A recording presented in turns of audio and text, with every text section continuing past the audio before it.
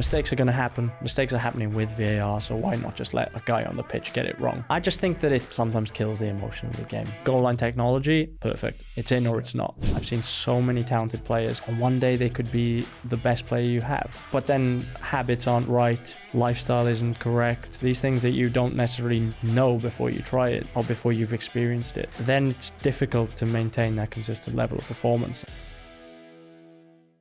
Ben, thank you so much for joining us. Welcome to the Business of Sport. Thanks for having me. Well, firstly, I should say it's great to have a current professional coming and joining us. We try and speak to so many different types of people, whether it's the owners, the executives, and I think the existing players bring a fantastically kind of unique perspective into a lot of the things we talk about. Let's go with the background. Let's go with the background on Ben Davies and everything that you've achieved so far in your career that leads us to this type of conversation, being able to talk both inside the game and outside. So people will know me as a football player first and foremost, and I think that publicly is basically all I've really done so far.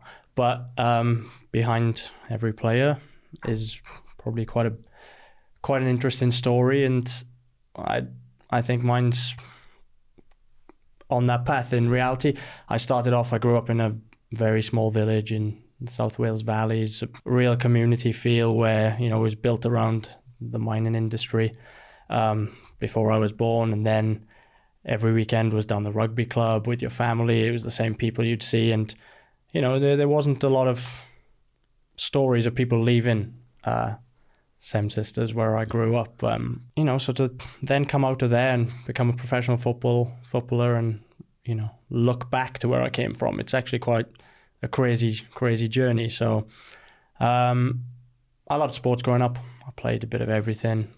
Being Welsh and growing up around it, rugby was probably my first sport. My dad used to play, I used to go watch it all the time, and then I can remember being a kid and my parents asking, do you want to go play football just locally? I did. I went down there.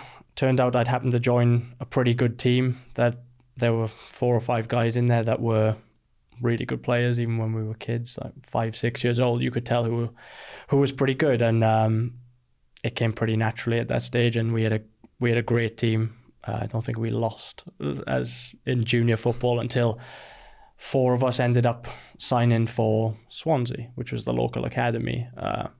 To us, it was about 30-40 minutes drive away to go training. And when the opportunity comes along like that, even if you are 7-8 years old, to go and train with the local club, you jump at it. So I remember 4 of us. We ended up training twice a week, traveling to, it wasn't quite what academies have now. Like Swansea was the first team. We're lucky to have a training pitch at the time. They were in League 2. They were struggling. And so we would train at local comprehensive schools, leisure centres, wherever we could find a pitch for the different age groups, we were there. How were you picked up? Were there scouts that would come around towns just watch you playing football at school? Pretty much. There were scouts around. We actually had a good local team, so we ended up playing against Swansea's under-8s at the time. This is obviously pretty crazy to talk about under-8s football, but this is how it works. So we played against Swansea under-8s, we did well, and that day they took 4 of us to go with them. But I think my dad just wanted me to still enjoy myself, play football. So I used to play on a Saturday with my local team, and then we play for Swansea on a Sunday, and we were really in the bottom rung. So our trips regularly, I grew up playing Bristol Rovers, Swindon, Yeovil Town, lots of teams that are all around us. And then if we managed to get a game against a Category 1 academy,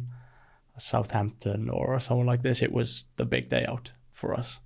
So I ended up being at that academy for 3 years to start, before my dad took a job in Denmark, moved us out there for a couple of years before I went to secondary school.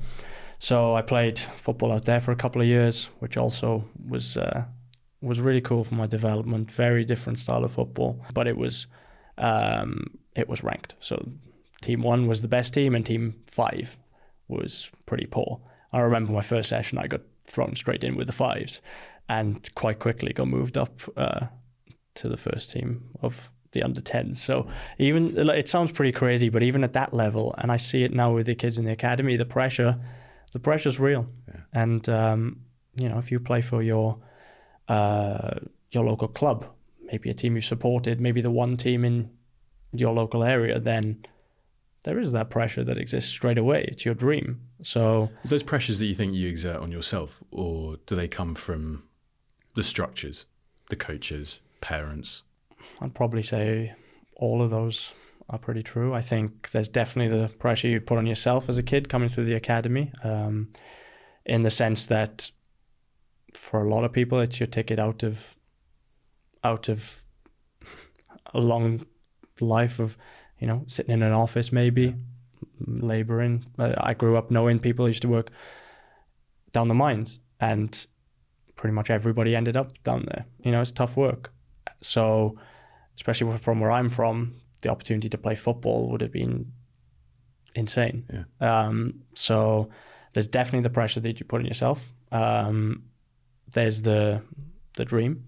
I think every little boy's dream, you'd ask them, and 90% of them would probably say they want to be a professional footballer. So if that's even a 1% possibility, you're going to give your all, and it's going to hurt if you don't make it. Some kids have a lot of expectations on their shoulders. I was very lucky that I didn't. My parents were very good with me.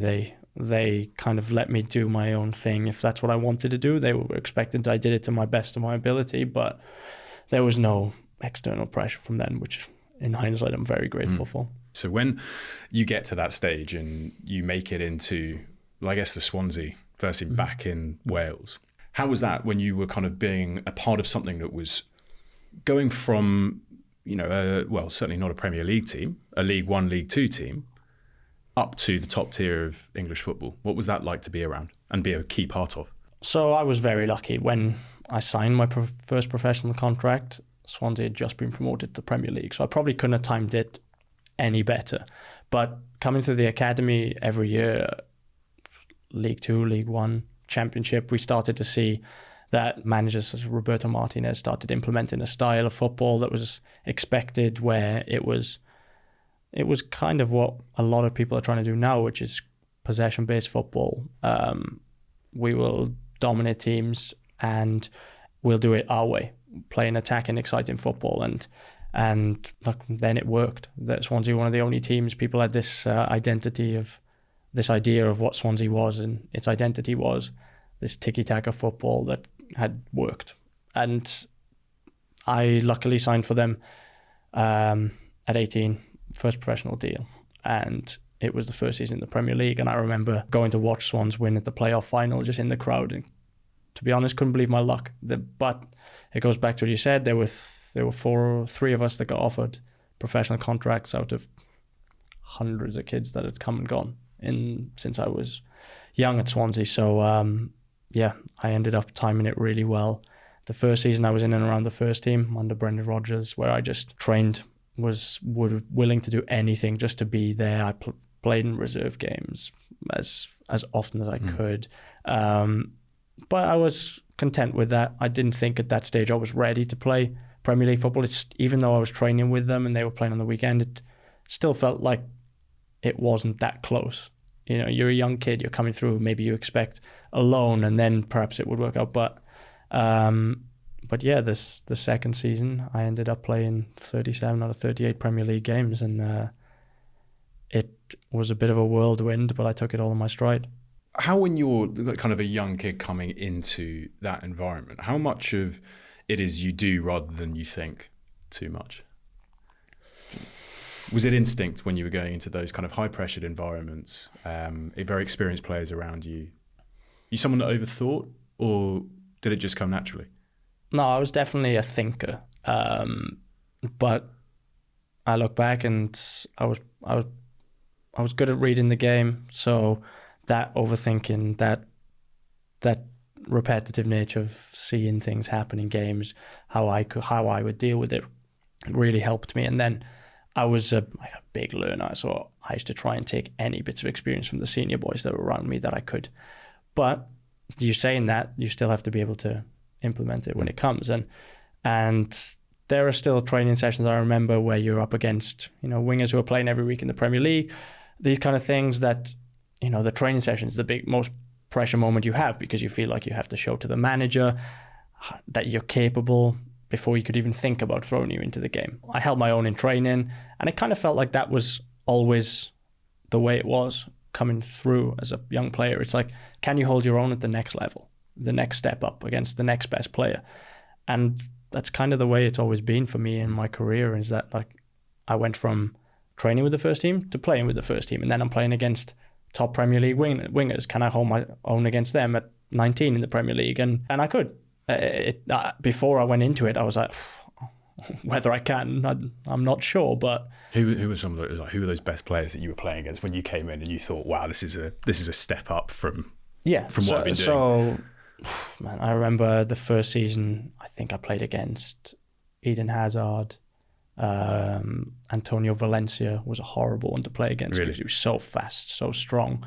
Theo Walcott, Aaron Lennon, and these are just the bigger teams. And then, you'd end up also playing someone like Stoke, where John Walters was there, and it's a different type of game. He's not going to maybe run at you in the way that someone like Hazard would, but you knew every time you had the ball, it was physical. You were getting hit off the ball, and then it was different challenges every week, and it was an incredible learning experience just playing against these guys. And I had some very senior players next to me. I had Ashley Williams, who was captain of Wales at the time and also captain of the Swans, who was incredible with me.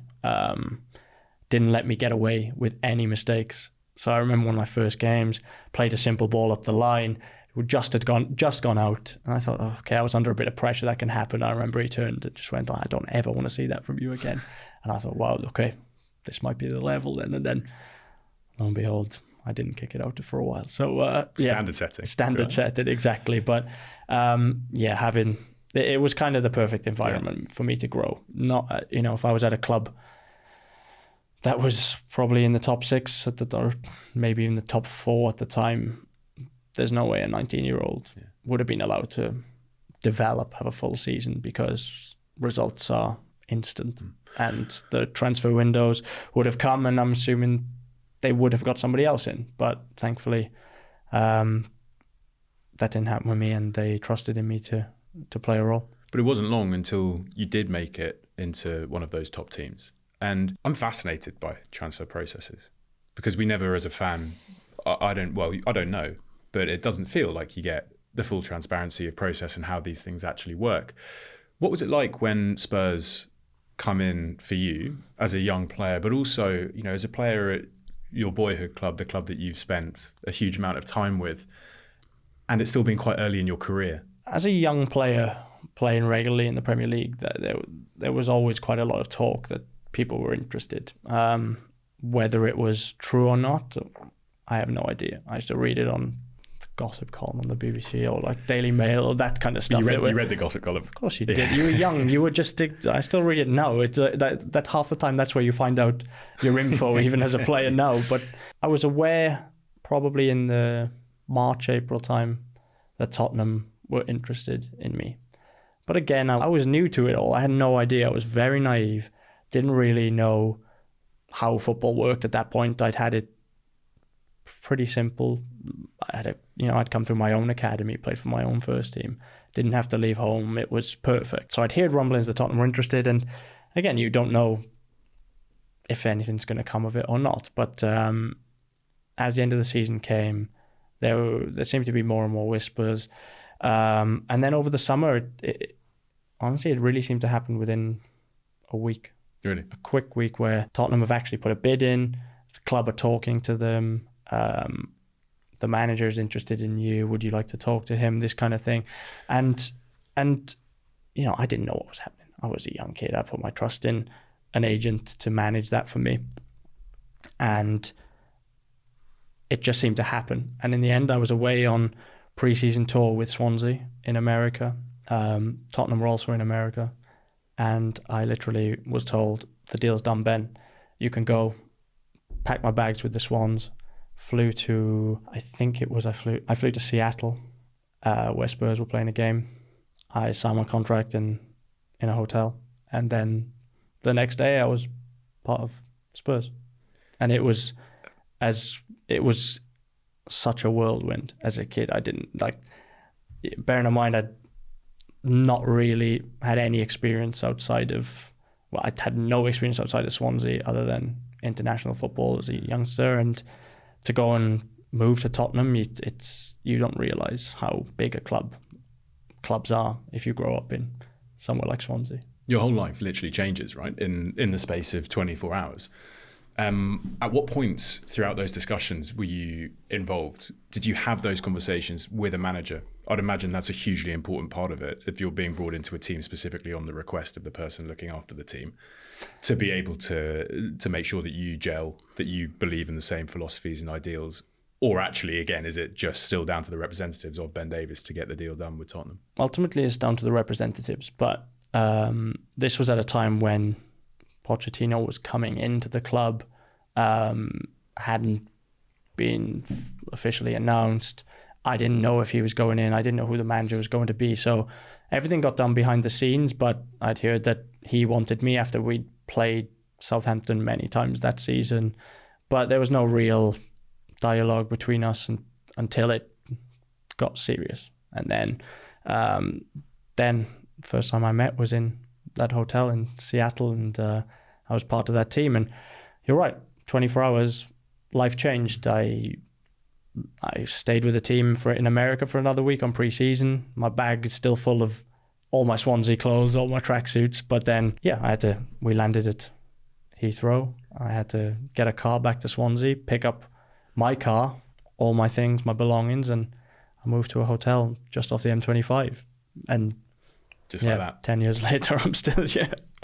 You mentioned Pochettino now. You've played, if you look at your career, you've played for some incredible managers. You mentioned Brendan Rodgers earlier as well. You've had Mourinho, you've had Conte, you now got Ange Postecoglou.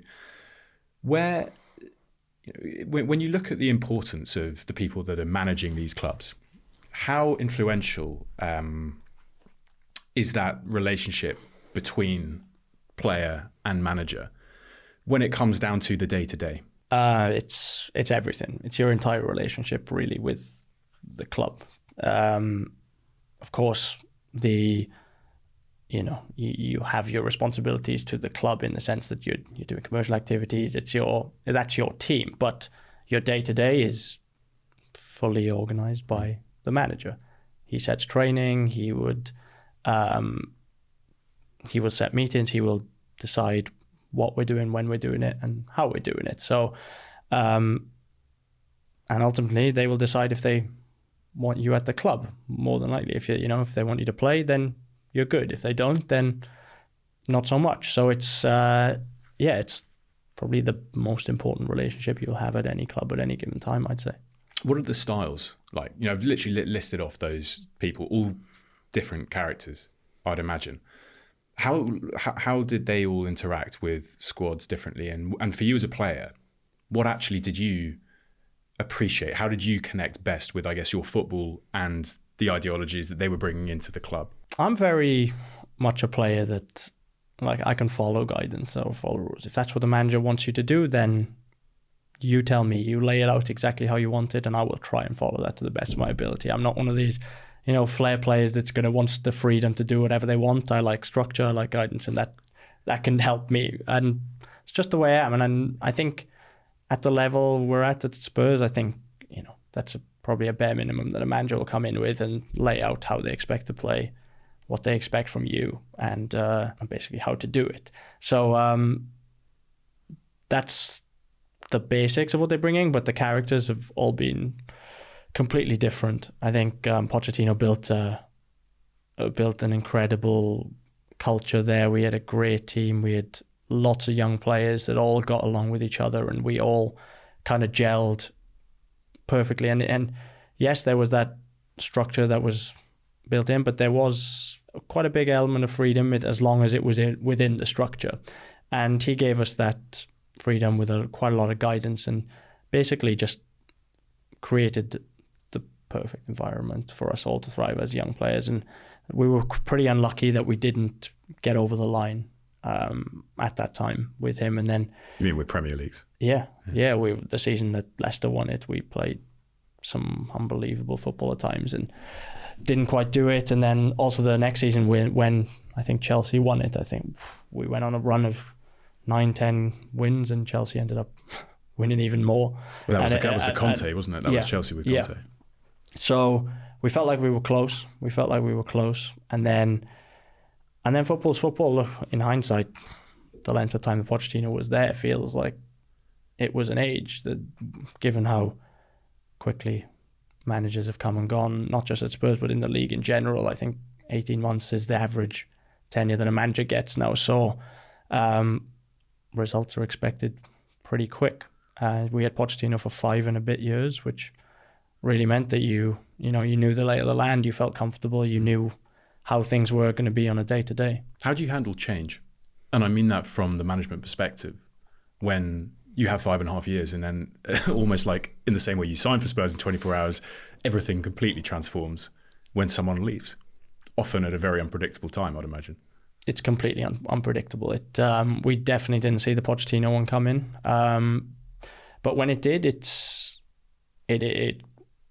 challenging. It's tough, but you realize you don't have too long to worry about it or overthink it, because, man, we had a new manager and we had a game 3 days later, and, underperforming because you were frustrated that a manager left or sad that a manager left is not really going to cut it. So, yeah, the next day we were straight in training. Mourinho got us in, told us some harsh truths, and put us to work straight away. And he was an incredible manager. He was someone that I really got along with. I had plenty of long chats with him, sometimes just listening to some of his stories, where it was like you were like a fan. You couldn't help but be engrossed. He just would take over a room with his stories, and it was incredible. But yeah, it was another way of working that was completely different, but it was very interesting to be around someone like him. So he walks into a dressing room. Do you all have one-on-one conversations? Is it something he pulls people aside for? Is it more group? No, it's more group-led. To start, I think he had a few one-on-one conversations with people, whether they were formal meetings in his office or whether they were on the grass. And I remember I had just a small interaction with him on the pitch before the game on the weekend. And sometimes that's all you need. Sometimes as a manager, you've got to pick and choose what's the most important things to come in and what are your quick wins, I guess. Because when you have a game 3 days later, you don't really have time to sit with everyone individually, listen to their ideas. It's pretty different to the world of business, I can imagine. Talk to me about like Spurs and broader success and failures, and I think the perceptions now that are around the club and what you are continually looking to achieve. What is a success? What is deemed not a success? Because you have debatably one of, if not the best football stadium in the world, some of the best training facilities I think you've seen. The investment has been there around the infrastructure. There's been lots of investment in the team, and you are now competing at the top of football. Has that change run through the club from top to bottom? Challenging one, because I think ultimately the thing that we're always going to have put back at us is the lack of trophies, and that's far from a want of trying. It's been something that we've been desperate to do for a long time, but it's the biggest. It's the thing that we all want at this club. So it's very frustrating for us as players, but at the same time, you appreciate that the club has also gone through a lot of change, in the sense that we've moved stadium. We spent a couple of years at Wembley. It all felt a bit crazy at the times, but I really feel like we've kind of built that foundation now. Things aren't going to happen overnight. We've built that foundation, and we have an opportunity now in hopefully the next couple of years. I really thought that maybe this year was our time, but it doesn't look that way. But football's an incredibly challenging industry to win. Just by spending the most money doesn't guarantee you results, and it's about building that team and getting it right, and it's probably the hardest thing to do in sport. How important is experience in dressing rooms? You've been at Spurs for 10 years. You had Harry Kane leave. You had Eric Dyer now go as well, even though on loan. What's the impact of losing experience in dressing rooms, and can you mitigate it in any way? I think it's very important. I would say that. I've been there a long time. But I think that balance is vitally important. If I just look back, like we discussed, when I was a 20-year-old kid, and I might have been playing well in some games, and probably in others I was a million miles off being where I needed to be. But so having that talent just isn't enough anymore. I've seen so many talented players come in and around first teams, and on one day they could be the best player you have. But then if habits aren't right, if lifestyle isn't correct, these things that you don't necessarily know before you try it or before you've experienced it, then it's difficult to maintain that consistent level of performance. And I think having those experienced players there, and the ones that we've had at Spurs, all kind of have the same traits. We're all very professional guys. We look after our bodies. We're basics, so we're never late. The small things that just people probably don't notice are your daily habits that can shine through, and you hope that those things that you do and the things that you try to lead by example doing rubs off on some of these young guys. And I think, you look at someone like Chelsea, Thiago Silva. Yeah, I think it's evident to see the impact that he can have on that team, even though he's, he's still a Rolls Royce at his age. But he makes everybody better, and I think that's what the experience will bring to you. And him not being there will be a loss for that club. You always have the star quality within top teams. When you lose that star quality, and you then have to go into a kind of a barrage of just, I guess, media obsession with a storyline in and around the club, speculating on performance. You had that with Harry Kane last year leaving. Do you block out the noise? How do you deal with a situation like a Harry leaving? I think it's probably been more built up in the media than it has in our dressing room. I think it goes back to what I said previously, in the sense that people in football move on, and it happens. We're very used to it. So as incredible as a player Harry is, and such a huge loss for any team in world football that he would be, the day that he wasn't there was just another training day where we knew, okay, well, this is our team, this is what we're with, and this is what we've got for the season. So the football wheel keeps turning, and you have to do your best to deal with it on a weekly basis in matches without him. And I think we actually started the season this year incredibly well without him. It really galvanised us. But did it spread responsibility a bit? Because I think that was something I was really interested in. Anyone that put it out at the start kind of got vilified, because it's crazy to say that you lose 30 plus Premier League goals a team and you could be better. But the shared responsibility in that team can actually make a really positive difference.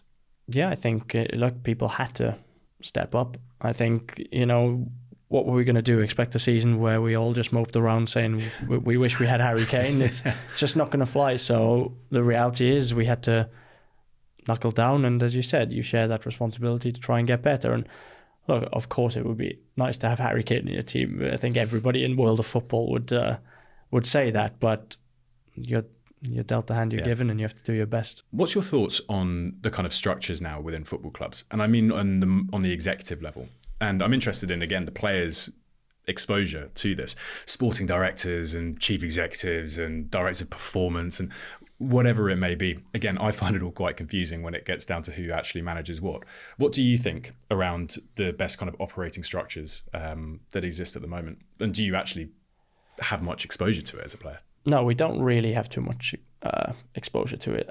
We, at Tottenham, it's changed a lot since I first arrived. It's probably a good person to speak to, in the sense that, I've seen it where was no real link between the board and the players, whereas now we've had sporting directors come in, and I think they have really bridged that gap.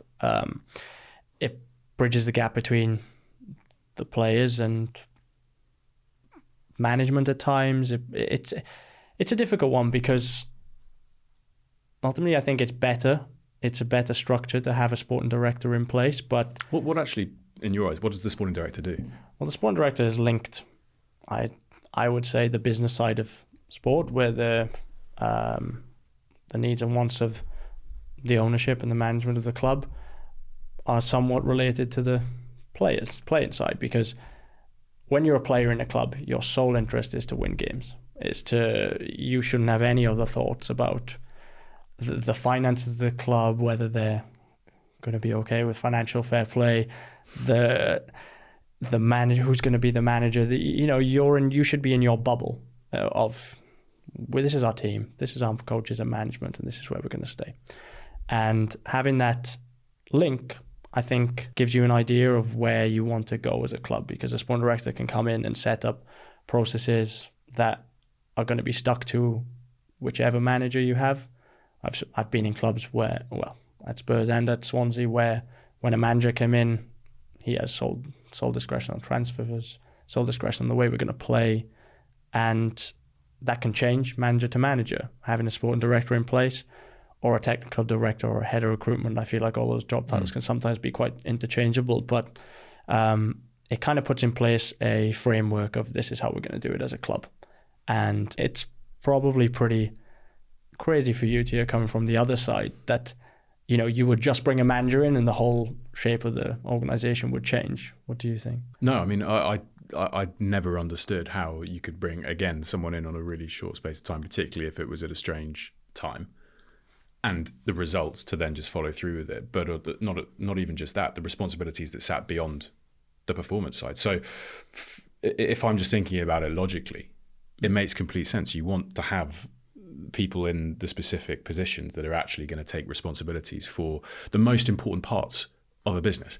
In this case, the sporting director is hugely important. But I think just what isn't clear quite often is what those people do. What the sporting director compared to the chief exec, compared to a Daniel Levy, compared to a Ange Postecoglou, and also the blurring of boundaries. Because I think that's probably where it does, maybe if it hits the blockers a little bit, get challenging. It's when a sporting director gets too involved and treads on the manager's toes. It's when a chief executive maybe isn't as transparent about a financial situation to a sporting director when they're going through processes and negotiations. So for me, it's an interesting communications development within football clubs rather than also just a performance piece. Yeah, and from my experience as a player, I haven't had too many dealings with a sporting director. I've obviously had conversations and semi-serious discussions with some of them, but I've never been in those situations where I get to see the actual day-to-day. As players, you really tend to be put in your bubble, and the day that the sporting director really wants to talk to you, or maybe it tends to not be so good. This feeds nicely into some of the media stuff that I want to talk through, because as part of your time at Spurs, you also had that season where All or Nothing Amazon documentary was in the building in and around the club. And what these documentaries have done, is in this thirst for information and access that we just have in this day and age, they've fed that desire by taking you behind the scenes, by giving character to executives as well as players. What's it like within the clubs when you have this new demand, this almost unrivaled transparency where everything in your day-to-day suddenly becomes very public? There wasn't too positive a feeling when it first came in at the club. I remember the boys, as soon as we got told that it was happening, just having a discussion in the dressing room about these shows that we'd seen before. And it usually came down to the boys being like, we all know that the best TV is when things are going wrong. The arguments, the talks with the coaches, the reactions to when you lose a game, and they are the bits that audiences love to see. It's the exciting stuff. It's the clips. It's the clips, right? So nobody saw it as an opportunity to,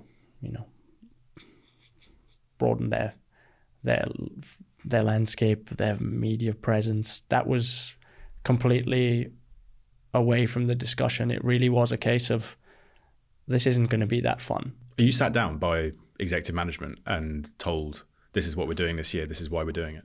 So Pochettino told us that season that this was going to happen, and that's all the conversation we had.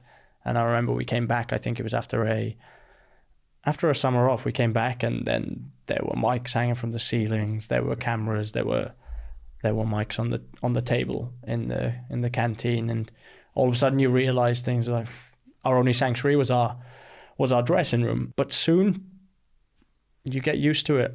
We had a change of manager. Mourinho came in. He had no qualms about the cameras being around. He didn't care. So why should we? And over time, we ended up building a relationship with the guys from Amazon. They were great people. They were very friendly, very open. They were also open to the sense that if you wanted to show a bit more of yourself, you were able to. But I think even from when we did that documentary to now, I think that whole media landscape and the access that fans get is completely different. It was quite novel when we did it. With that added media exposure, with cameras everywhere, almost around every corner for footballers, such a key part of this country, do you worry about the development of some players with all of this noise and not just noise, I guess, demand on their time outside of the actual football? I actually don't think the demand on time is that bad, personally. I think we're very lucky in the sense that if we really wanted to, you could be home by 2 p.m. most days. And you can use that time you have after that as productively or as unproductively as you want. For some reason, I decided at 21 I was going to pursue an business and economics degree. And I finished that in my afternoons, in my spare time. And I'm very proud that I did that. But how rare is that? I know one other player that's done that. And yeah, it's not really anything. It's not common at all. Was that completely off your own back, or was that something someone suggested, the right representation around you who understands that value? How did you come to that decision? No, it was completely off my own back. Coming through when I was a player, I always had very, very good parents that were always there for me, but they also drummed into me that the importance of education, and you need a backup plan. If we'd seen like we talked about, we've seen so many kids that had fallen by the wayside with nothing to fall back on. I'd seen people give up, 2 years of their life to be an apprentice at Swansea, get released, and then they missed out on any sort of college education before even thinking of going to university. They'd have to go and get their grades again, and that's a pretty tough place to be. So even then, I did the basic education that's required that as an apprentice that the Football League put together. I did a maths A-level off my own back, so I kept on going back to my old school, sixth form, and did a maths A-level. I think I had an hour and a half a week, and then the rest was just homework. But I ended up doing that purely because you just don't know what's around the corner. How was that within your peer group? Were you very different because of that? I used to get a bit of stick from the boys for doing it, but playful. I think most people probably thought they were that's quite. Yeah. I can respect that. I wouldn't want to. That's their mindset might have been. I wouldn't want to do it, but if that's where how you want to spend your time, fine. So I did my maths A-level. I did really well in that, and then I started playing first team football and got to a stage where I was living in London on my own. And for some reason, I thought, this will be a good way to use my time, and decided to do a bit of business, bit of economics. So that was just something that I cracked on with in the afternoons post-training, and it was a nice distraction.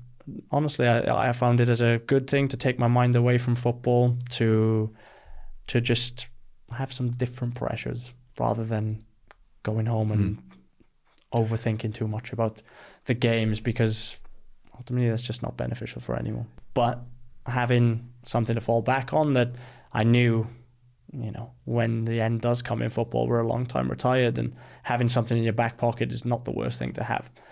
And the PFA, through my head, have been very, very on the ball in the last couple of years in developing. They've developed a PFA business school, which I'm currently enrolled in, and it's introduced us to some great leaders that we've met in sport. They're just starting to put together university-level undergrads with a couple of universities to try and give players the opportunity that if they want to do this, they can, because the world of sport, and this goes back to what we were talking about young players, you just don't know how long it's going to last. The average career in the Premier League, I would be surprised if it's more than 5-6 years, because the turnover of players now, the money that's in the game, that you don't perform for a couple of months, you can be replaced. And I think that's the challenge the young players are going to face over and over, and everyone in the world wants to come to the Premier League. The best players are attracted to come here, and that'll mean that careers could become shorter and shorter, and your earning potential becomes less and less. And it's very rare that players, are in such a situation that, you can play football and do nothing the rest of your life. People may think that's probably absurd, but if you're in it for a year or two, it doesn't necessarily equate to enough to live forever. Okay, so I'm going to be provocative. What football players are paid too much? My argument on the other side would be the only reason you're paid that much is because people want you enough. I don't necessarily think that anybody in the world deserves to be paid £300,000 a week, but if the demand is there, then you're not going to say no. It really grinds me, right? It grinds me for a few reasons, and I'll try not to make this a rant, but I'm interested genuinely, again, from your perspective, because it comes back down to media in my mind as well. The top people in every business and industry are paid a lot of money, right? That is, when you are in the biggest institutions, the biggest brands, the key assets of those brands, often when it is people, not a technology, command a lot of money. So straight away, if you're playing in the Premier League, debatably, but commonly recognised as the best football league in the world, then a lot of the players in that league are going to get paid in accordance with the value that they bring. The gripe I have is the media reporting of the finances in football. Now, I don't know what you think, but £300,000 a week sounds a lot worse to me than 10 to 12 million pounds a year. Now, I don't know why. I just, in my head, it sounds far worse. Now, how many other businesses, industries communicate salary based on your weekly wage? I wouldn't have a clue what I make weekly. And I just feel it's just drummed up immediately with a negative perception on a group of athletes for a reason that isn't beneficial to many people, I don't think, other than just to stoke a little bit of us and them mentality. Rant over, what do you think? To a point, but at the same time, it's also exciting to talk about the salaries. I get it from a media perspective. It's maybe I don't agree with the way it's reported or whatever, but it's not something that really bothers me. It doesn't mean they're always right as well. I've read quite a lot of stories that I don't think are necessarily correct, and it's quite speculative, and it's another part of the game that we all love. It's not something that I really have too much of a gripe about, to be honest. Even if we then talk about the online abuse, some of the media pressures that we put on players, and actually, my position here is that if you talk about players in a way that doesn't make them relatable to a lot of people, you add fuel to a lot of the critiques. Yeah, and I think the easy thing to say is that anyone should put up with that abuse if you were getting paid that much. That tends to be the argument from most fans, is that, well, I can say what I want because somebody earns X. And it is quite unfair. Maybe it's a little contrived because you said about the weekly wage. These sums are unfathomable sums of money. When I was growing up, I could never imagine that I would earn anywhere near the amount of money that I have out of the sport. But the reality is the demand is there. And if you put an offer in front of someone and one number is X and one is 5X, then obviously you're going to take the bigger one. You're not going to do that out of for any other reason than it's on the table, and well, thank you very much. But it is an interesting one when I've seen clubs suffer at the hand of it, in the sense that there's been some clubs in British football that have gone under. I saw at Swansea when I was young that the club got sold for £1 because it had been ran into the ground. And I don't know, I haven't done my research whether that was due to salaries, but you can only pay you should only pay what is possible to bring in on the other side. And if clubs are going under, if clubs are going into administration, these hearts of communities going into administration just because we've paid someone too much that has no affinity to the club, then I find that that's probably where that argument picks up a bit of pace as a fan who may be putting their wages every single week to buy a ticket, to go on away days, to buy the shirt that seems to be getting more and more expensive. Then it's tough to rationalise that, okay, the club can add £20 to the value of a shirt, but then you can pay a player £2.5 million a year, whatever it is. A salary is a conversation in a dressing room. You must, in some way, shape or form, create some strange environment in some cases. Yeah. It's not really a conversation that happens. It's still kind of a taboo subject that people would bring up what I'm on at any one time. But I think, as you said, people tend to have an idea roughly through the media. And I guess it would only tend to be a bit of a gripe or an issue someone would have if they realized they were severely underpaid in comparison to their competition. Because ultimately on the pitch, you need 11 players. And if you have one player who's earning X and someone else is getting completely done over, then those conversations are going to be had. But there are players in our game that are earning obscene amounts of money, but they probably do the hardest thing to do, which is put the ball in the back of the net. I get why these salaries are going up. I just hope that it doesn't become a situation where it all spins away from us and it comes down like a house of cards. Well, let's talk about that, because it's been a year of PSR, FFP. Now, obviously, recently, I think last week, we just had the spending cap, whatever it is. You raise a really good point around the importance of some controls for clubs, and being able to just manage yourselves responsibly, as simple as it may seem, actually is the most important thing in creating a sustainable industry. How do you interact with that from the player's perspective? Because it isn't your responsibility, as we've said, but at the same time, you're a conscientious individual and employee of a club who recognises the impact of mismanagement on that side can have. I think it's really interesting, the fact that growing up with football, this was never a conversation. It was never anything to do with football in the media. The fact that clubs are having to stay within these limits. I think when you've seen the glories and the riches that can come with being in the Premier League, you're seeing some insane business risks that people are willing to take to try and get there. And that's all well and good when it pays off, but on the other hand, when it doesn't, it can be pretty messy.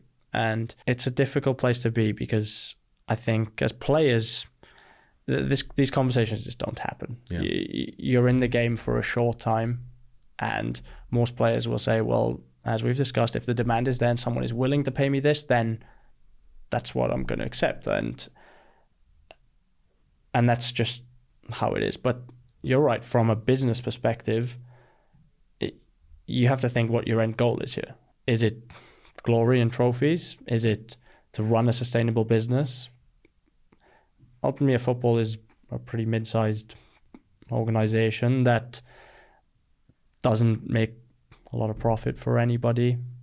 And the ones that do end up winning a lot of the times don't make a lot of money as well. So it becomes a bit of a catch-22 situation where you want to spend to get better, but the further up you go, you have to spend more. So it becomes a very, very challenging landscape. You've got this enterprise cap Premier League, right? Which people just look at right now and they go, if you're in the lower leagues, you're going to find a way to get there. And some of the risks that have been taken financially. I think I read the other day that the average spend to turnover in the Championship is 120%-ish. Yeah. That seems then that's just on player wages, really, with the aim of going up.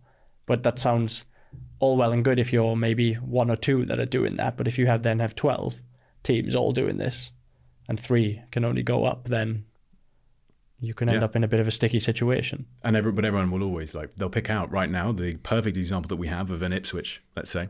Pick up a club in League One, great history, infrastructure really solid, needs a lot of investment, low buying price. I really don't know this, but let's just say 15 million. Suddenly in 2 years' time, you get into the Premier League and maybe you're 150 million. And that looks all right. Now you've gone up to the Premier League. But that's it, right? It's dependent on a participation in a league, and the difference between those valuations is where it can become so dangerous, because you drop out of the league and suddenly your asset is a very different proposition to the one that you may be bought into. And that's the trepidation you have with relegation that you don't see in American sports.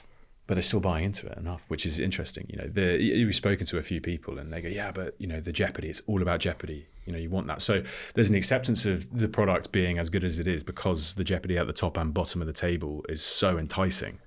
And without it, as we've seen in quite a few situations over the last few years, it just creates a completely different type of football environment from a fan's perspective, by the sounds of it, from some of the players as well, who, you want to be rightfully participating in the best competitions with a fair chance of getting there, not because you play for a badge which is institutionally successful and therefore, by right just participates. That's a very strange thing over here, but in America, obviously, it's very different. What do you think could be done, is open for disruption within football at the moment from the implementation of new initiatives, technologies, etc.? I don't think that until maybe the last 5-6 years we've ever really looked at sport or football as a product, as something to extract value from. I'm sure there have been people who have been ahead of the curve and seen that, but I feel like it's really now becoming a big thing where we're looking to where can we find our edge, not just on the sporting side, but on the commercial side. Where can we extract value from the club? And I think it's on maybe a bit of a little slippery slope in that sense. And we don't want to lose what makes football and football clubs special, which is the game, which is the entertaining football that goes out on the pitch, which is having stadiums full every weekend and making it something that is just purely a profit-driven business. And I think that's going to be the challenge that we'll face going forward, because ultimately I think the biggest opportunity for growth in sport is going to be access through and content. And what do you mean by access? In the sense that I think people want to be closer to players. I think that people will want more access to their thoughts, their life, their day-to-day, what makes them tick as a professional athlete. And we're seeing more and more of this. We're seeing players having their own podcasts, people doing Twitch streams. This is now becoming accepted, but it's another revenue driver for the player and also for the club. Yeah. But the challenge is we don't want to go away from a situation where we lose everything that's good about the sport, is that loyalty, that passion, that we end up focusing too much on making money from these fans and losing the heart and soul of football clubs, because I think that we're in a tricky situation where raising revenue and creating, we're selling the clubs are willing to sell some of their best academy players. These are players that should be heroes for the clubs, that should come through the academy, that should play for the first team, that should be one of the fans playing on the pitch. And it seems to be right now that a lot of clubs are seeing these academy players as assets to be sold because they can just book them as profit straight on their books. Maybe I'm a bit of a romanticist when it comes to football. I still love the game and still love, I love going to watch games, and I watch every game on TV when I don't play. But I don't want to see it go down a route where it becomes too commercialized and it becomes something that we don't just enjoy for the beauty of the game. Identity is key in football fandom, right? Mm-hmm. People's relationship with their club it's an identity for them. A big part of that is having players in there that you can resonate with, that have that affinity to the badge, that match all the great players that then come in and participate as well. And it is something that I think is very challenging right now, because as you said, that financial value for the academy players is just really started to be recognised. At the same time, someone's hopefully going to benefit from that, and maybe you'll get teams picking up players and creating some real value for them outside of it, because these top teams who are still intent on spending huge amounts of money are giving away top talent to the pyramid. Yeah, and also I probably have to add, then this whole infrastructure doesn't work without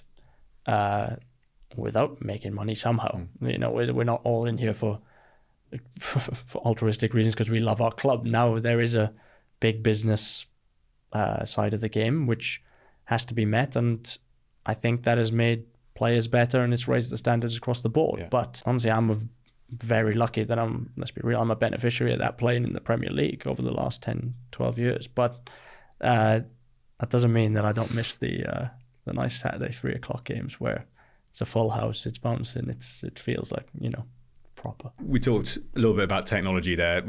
I'm talking about it previously when we're looking at adding value. What about implementing it to improve the game? So come on, Ben Davies Unfiltered on VAR. What do we think from a player's perspective? I'm not a huge fan, personally. Why? I just think that it sometimes kills the emotion of the game.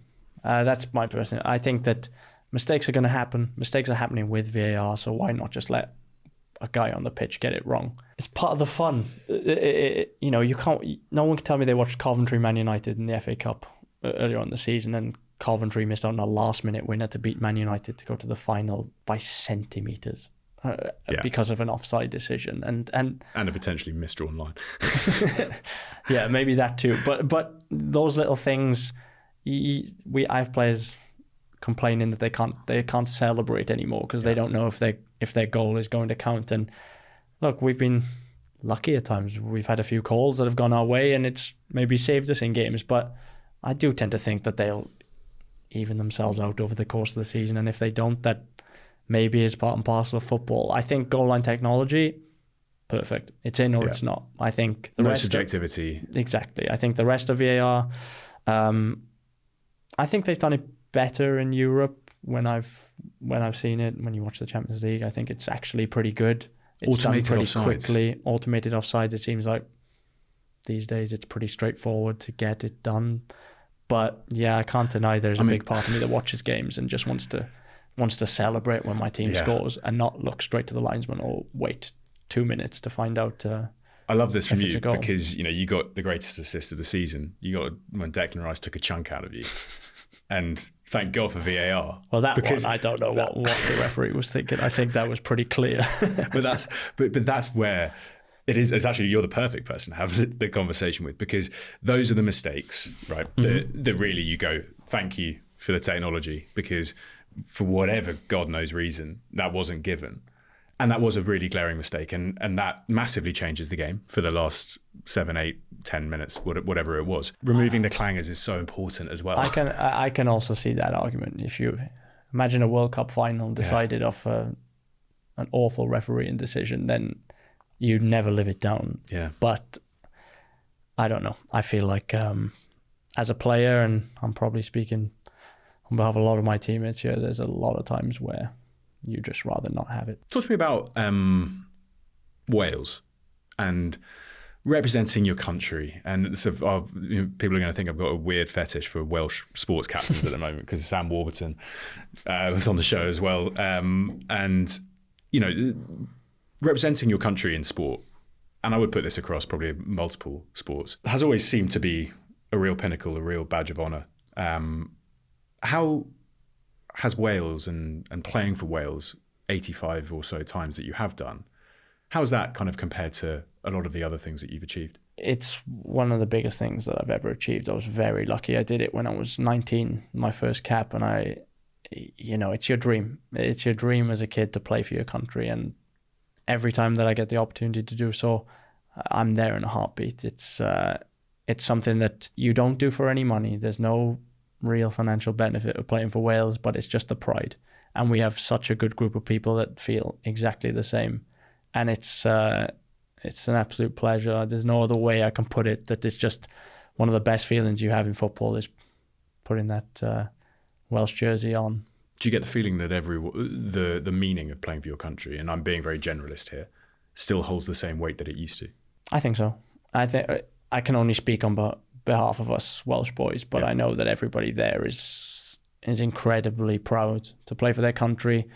We do a lot of stuff as well where we speak to famous Welsh actors, or the Michael Sheen speech. Michael Sheen, the Rhys Evans. These guys come and speak to us, and we've done a lot of Welsh heritage stuff in the past where we've played in Belgium, and we may go to, in World War II where a lot of Welsh soldiers had passed away, and we all went to the grave, and it evokes that, that belonging inside us as Welsh people. And we always have this underdog mentality. We're a small country next to big old England, but we really try our best to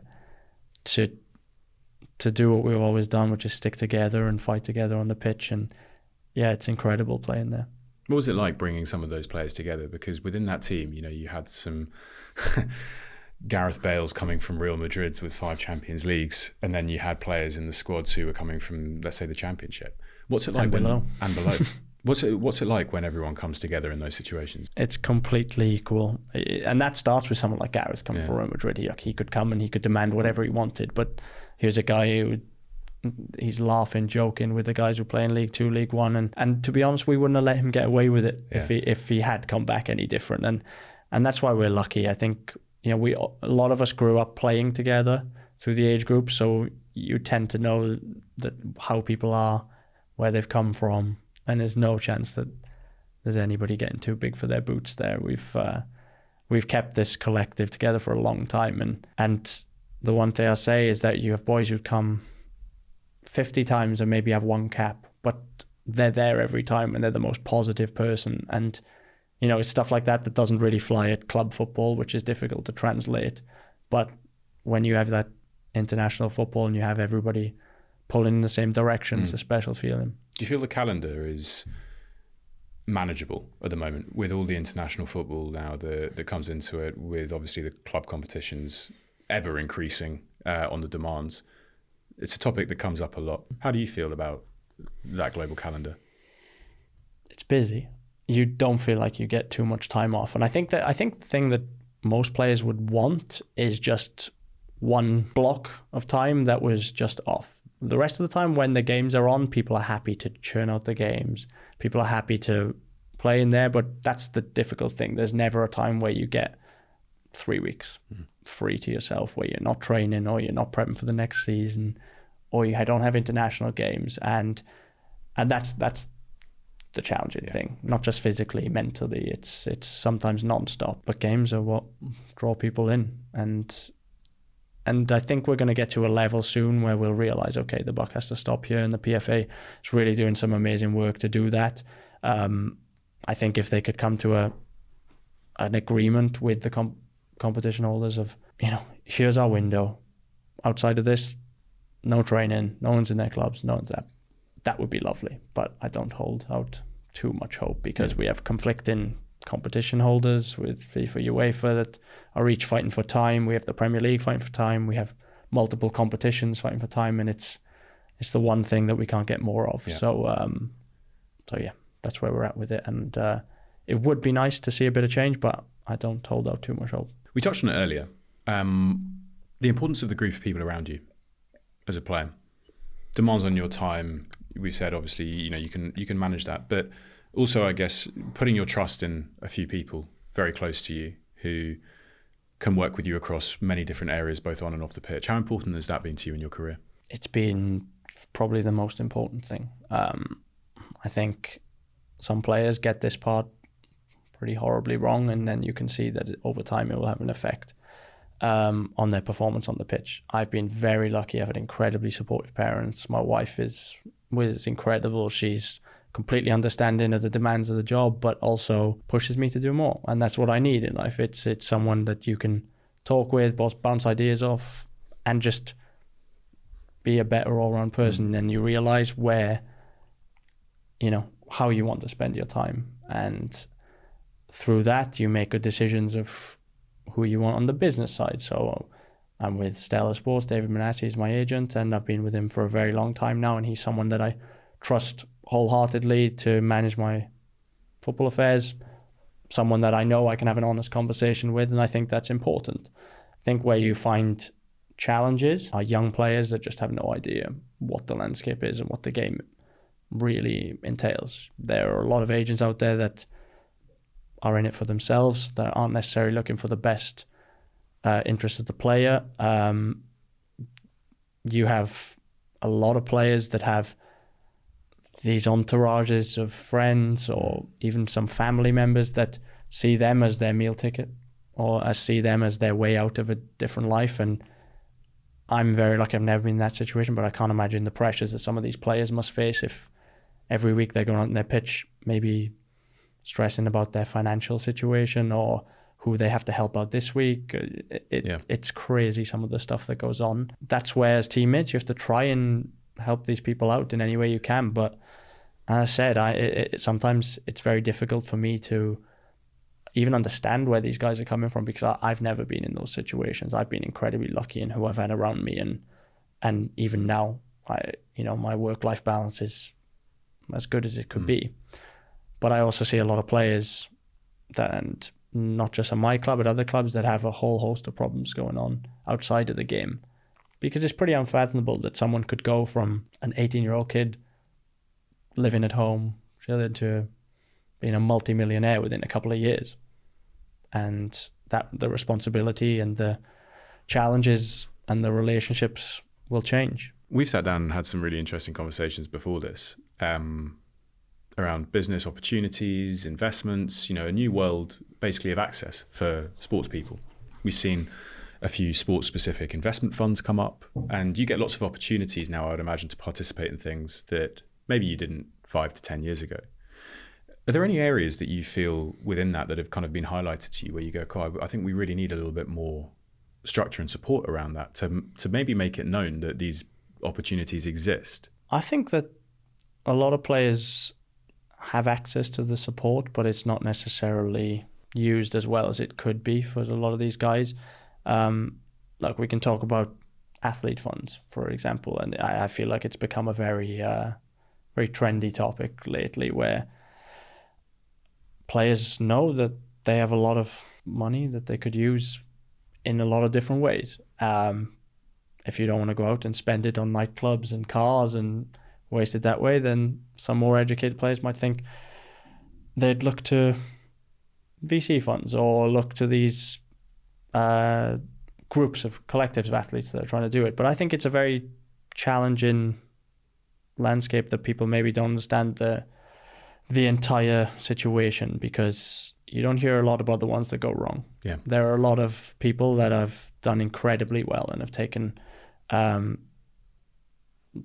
some businesses and got involved and made them into some super successful things. But on the other hand, I've seen a lot of players as well get involved in things that, having done very little due diligence, off the back of maybe the first person they've met in the financial industry who might tell them this is a great way to put some of your money. We might not talk about smaller check sizes here. We might talk about some pretty big numbers that are getting thrown on that they might have been convinced is normal.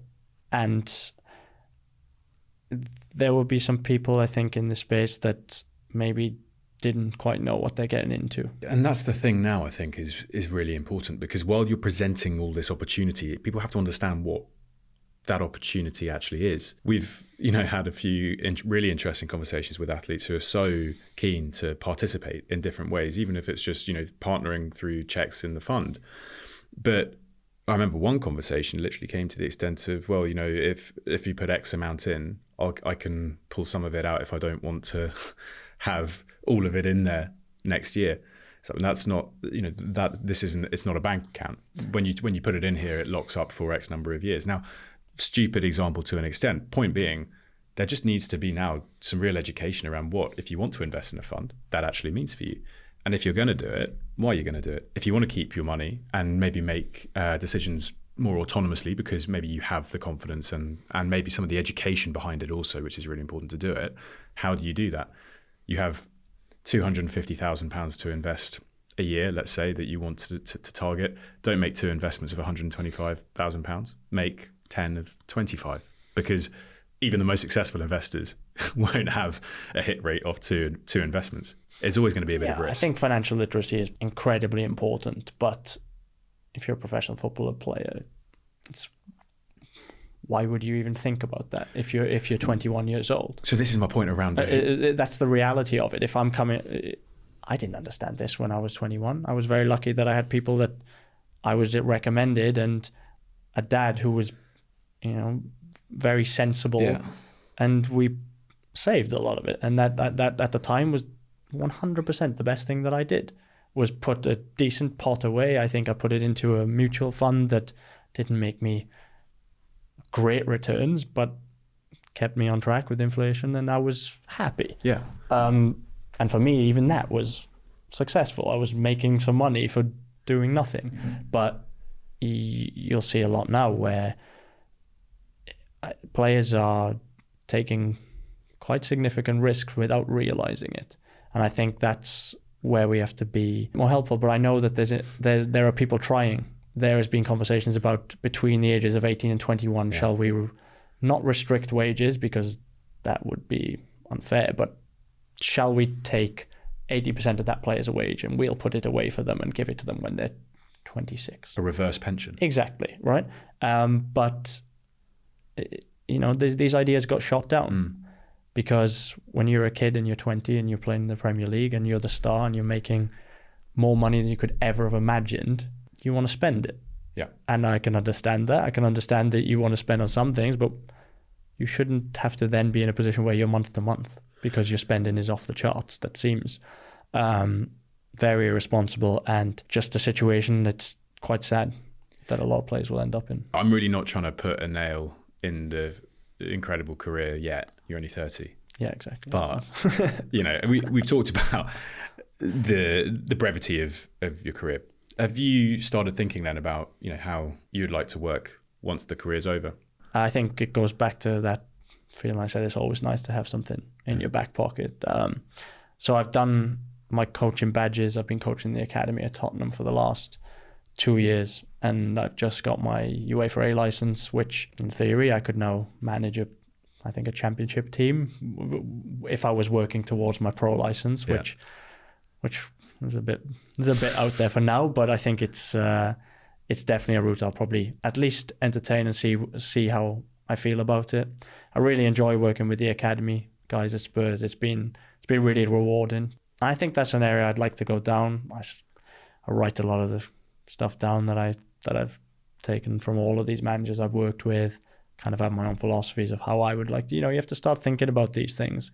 So managerial wise, who could you see yourself being closest to in how you look at football? It's a tough one because I think it's very dependent on the team you have. One thing I would say is I'm very people oriented, and the most important thing for me would be to build a good culture. I think that the football at our level, it's similar and the details are pretty small and can be changed relatively quickly. I think that most players are capable and able to understand rules, understand what's expected of them, and with a bit of magic in there and the talent the players have, you could change that around. But I would love to create an environment where everyone felt confident, felt strong, because I know how hard it is. I know how difficult it is as a player if you don't have that level of communication, if your confidence is low, if you're not sure what's expected of you. And if I could create one of those environments where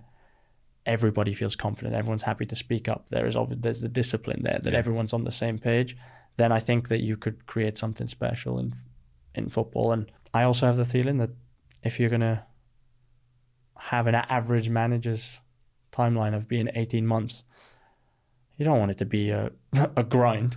You want to kind of make it enjoyable for everyone there. So that would be my kind of mindset, is that, who knows how long we're going to be here, but we may as well have a good time doing it. That's a perfect way. Should we feed into a quick fire? I've got a few things I'd love to throw at you. Right, we'll go at a few angles. If you can relive one moment of your career, what would it be? Wales debut or winning the League Cup at Swansea. It was amazing. We played Bradford in the final, which was a pretty strange final because we were 2-0 up within 30 minutes, I think. So we kind of knew the game was ours. But on that route, we beat Chelsea, we beat Liverpool, we had some tough games. We were just flying at that time. And yeah, the final was a special day to play. What was the party like? Yeah, it was pretty crazy. I was a kid. I was 19. I didn't know what was happening. I thought football was easy. Yeah. What to you is the role of an athlete in today's society? Be the best athlete you can be and entertain through your sport. So still, in your eyes, sport focused? Yeah, for me, yes. So you're talking through the performance? Yeah, I think it's the reason why you could have a voice or a media platform in the first place. And if that suffers, then I think everything else does. So for me, first and foremost, get it right on the field and the pitch, and then everything else can come with it. What worries you? What worries me? What used to worry me was what I would do after football. But now I feel like I'm in a good place. It's still, touch wood, I'm going to play as long as I can and I'm healthy and I feel good. But I feel like I've put some things in place. I have my education, I have my coaching background, and I'm learning. Even at 30, I'm still learning every day about the game. So yeah, what used to worry me about that long time retired doesn't worry me so much anymore. The old nature versus nurture. Where do you sit on that in the context of high performance? An element of nature, but I believe nurture is possible for pretty much everyone. I think if you, as a kid, dive into something and practice, fully focused, and I'm talking about kicking a ball against the wall on repeat. And if you can engage in that and become the best, that focus and dedication will make you better. Specifically on that, has there been anyone that you've played with or you've been around where you've looked at and thought that is just an exceptional level of dedication that you put in that stands out? Yeah, I could look at someone like Heung-min Son, Sonny at Spurs. I know his background when he was a kid, and I don't think he played an actual game of football where, you know, you're up against other kids. When he was a kid, he used to practice his technique with his dad. He used to work incredibly hard every day after school. And, you know, these are things that may crop up in a game, may not, but his touch is rarely bad. I never see him scuff a shot. He tends to be very clean in everything he does, and I think that comes from years of just being drilled on his technique, honing it, getting it right. It was a question from my wife, actually. Is he really that nice, or is it all just a clever ruse? He's the nicest guy on earth. I don't know how he does it. Really? Yeah. Good. That's nice. So the perception actually is... He's lovely. Is true. Yeah. Very sadly, you guys missed out just on the Euros this summer. But what do you think? Looking at that tournament at the moment, who are you fancying? Oof, man, that's a tough one. I kind of just switched off from international football for a bit after we got knocked out. Some good teams this year. It's hard to look past France. They just seem so stacked in every single position that on their day, if they get 11 players playing together, they could be incredible. I think England are strong. I think they've got an incredibly talented team. If they get some luck along the way, they could really do something special. And then those two seem to be the teams that keep getting written off. Someone like Spain.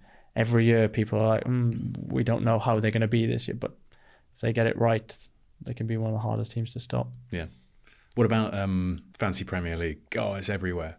Do you guys Fantasy Premier League? FPL. Is that a feature in the dressing room? Is it a team activity? For some people, it's probably my bugbear. I just can't stand Fantasy Premier League. Really? It's like, man, it's very, like, people are becoming Fantasy Premier League experts. What is this? It's like, it's not real football.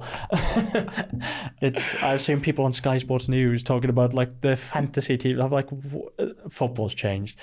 But no, I can't get past week 2. There are people that are obsessed with it, and there's still boys in the dressing room that will play, and every week their team will be on. Do they select themselves? I think they're banned from picking Tottenham players. That was like a club rule, just to avoid any dodginess. Yeah. So they can't select themselves? No. Oh. No, but I've been sucked into those games in the past, and then after 2 weeks, I'm like, oh, why did I do it? I know I'm just going to get the bill at the end of the season. Brilliant. Finally, for me, if you could change one thing in football, now, what would it be? You know what? We're very lucky in this game. There are plenty of things that we complain about, be it VAR, be it everything, but man, for me, I think we have the best game in the world. So let's stick to it. Let's stick to how it is for now. And until people stop paying attention, then we can have a look at changes. I tried. A beautifully political way to close it off. But look, thank you so much for joining, Ben. Thanks for having me. It's so great to kind of talk, I think, through a lot of those topics with you in particular. So really appreciate you joining us. Thanks.